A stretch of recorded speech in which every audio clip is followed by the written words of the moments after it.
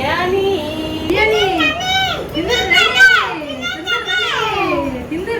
Hi friends, బయట అయితే చల్లగా వర్షం పడుతుంది. ఇంకా కాయగూరలు ఆకుకూరలు తినడం మన వల్ల కాదు. అందుకని ఇక్కడ చికెన్ అయితే తెచ్చాము. ఇంకా అలాగని ఎక్కువసేపు పొయ్యి దగ్గర వండే ఓపిక కూడా లేదు. ఇంకా బిర్యానీ కుక్కర్లో అరగంట టైం తీసుకొని అయితే వండేస్తాము. సూపర్ వస్తుంది. బిర్యానీకి చికెన్,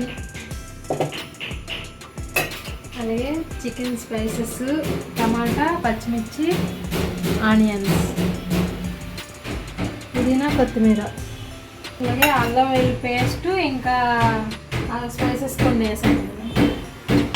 ఇంకా బిర్యానీ చేయడానికి ఫస్ట్ అయితే పొయ్యి మీద కుక్కర్ పెట్టుకొని ఇంకా ఆయిల్, నెయ్యి వేసుకోవాలి. ఇంక ఇవి బాగా మరిగినాక స్పైసెస్ అన్నీ వేసుకోవాలండి. బిర్యానీ స్పైసెస్ అన్నీ వేసుకొని బాగా వేగించుకోవాలి. ఇంకా తర్వాత ఆనియన్స్, అలాగే పచ్చిమిర్చి వేసుకొని గోల్డెన్ కలర్ వచ్చినంత వరకు అయితే ఆనియన్స్ బాగా వేగించుకోవాలి. ఇది ఎవరైనా ఫస్ట్ టైం ట్రై చేసినా ఇలా చేయండి. సింపుల్గా టేస్టీగా అయితే వస్తుంది. ఎవరికైనా పర్ఫెక్ట్గా వస్తుంది ఇలా చేసుకుంటే. ఇంకా తర్వాత మనం చికెన్ ముందుగా కడుక్కున్నాం కదా, ఆ చికెన్ అయితే వేసుకొని బాగా వేగించుకోవాలి. అల్లం వెల్లుల్లి పేస్ట్ కానీ ఏం వేయలేదు నేను, ఎందుకంటే మాడిపోద్ది. ఇంకా అలాగే సాల్ట్, కొంచెం పసుపు వేసి ఇంకా చికెన్ అయితే బాగా వేగించుకున్నాను కొంచెంసేపు. ఇంకా అలాగ బాగా వేగిన తర్వాత ఇప్పుడు అల్లం వెల్లుల్లి పేస్ట్ అయితే వేసుకోవాలి. బాగా కలుపుకున్న తర్వాత ఇక్కడైతే చికెన్ ముక్కలు చూడండి బాగా వేగాయి, అస్సలు అడుగంటలేదు. ఇప్పుడు అల్లం వెల్లుల్లి పేస్ట్ అయితే వేసుకున్నాను కదా, ఇంకా టమాటాలు వేసుకొని ఇంకొంచెం అలా మగ్గించుకోవాలి మూత పెట్టేసి. ఇంకా చికెన్కి అయితే అన్నీ బాగా పడతాయి, ఇంకా బాగుంటుంది. ఇంకా పెరుగు అయితే ఒక కప్పు వేసుకోవాలి. తర్వాత కొంచెం కారం కూడా మనకి స్పైసెస్ ఎంత కావాలో అంత వేసుకోవాలి. పిల్లలు తింటారు కాబట్టి కొంచెం వేస్తాను కారం. అలాగే పుదీనా, కొత్తిమీర, ధనియాల పౌడర్ అయితే వేసుకోవాలి. ఇంకా అలాగే మసాలా పౌడర్ కూడా కొంచెం ఉంటే వేసుకోండి. నేను ఇక్కడ బిర్యానీ మసాలా ఇంకా అన్నీ వేసుకొని అయితే చక్కగా కలుపుకొను. కలిపేసి మళ్ళీ కొంచెం మూత పెట్టాలండి. ఇవన్నీ బాగా మగ్గుతాయి. చికెన్కి అయితే బాగా పడుతుంది. బిర్యానీలో చికెన్ పీసులు సప్పగా లేకుండా ఇలాగ అన్నీ మగ్గించుకుంటే బాగా పడుతుంది. ఆల్రెడీ 50% కుక్ అయిపోయి ఉంటుంది చికెను. తర్వాత మనం ముందు నానబెట్టుకున్న బియ్యాన్ని అయితే ఇంకా వేసుకోవాలి.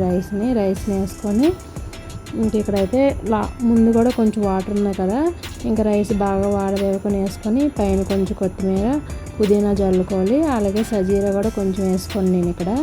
తర్వాత కొంచెం బిర్యానీ పౌడర్ కూడా వేసుకోవాలి ఉంటే, లేకపోతే పర్లేదు.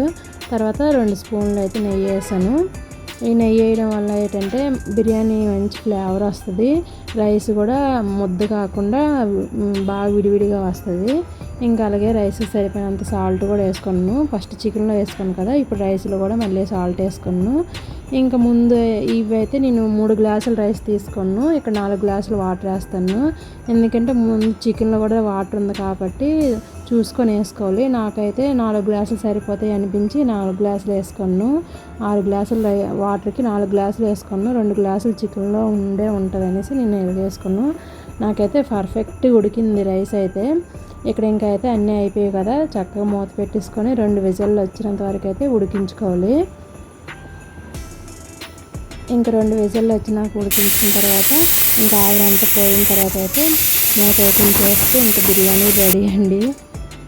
చూడండి ఎంత చక్కగా వచ్చిందో, అస్సలు అడగట్లేదు.